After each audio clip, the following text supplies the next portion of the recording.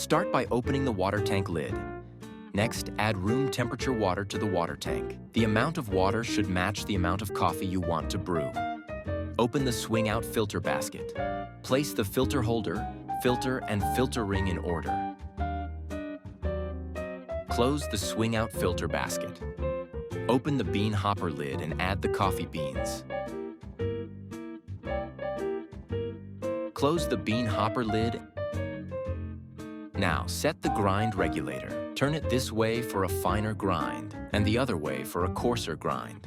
Place the dry carafe onto the warming plate. Plug in the machine. Press on/off to turn on the machine. Press grind cup to choose the amount of coffee you want to grind. Set the modes you want. Press on/off to start your brew. The machine starts to brew. Now the brew is complete.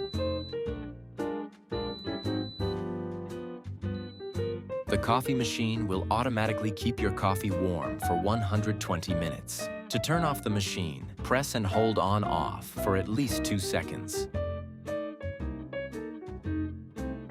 Enjoy your coffee.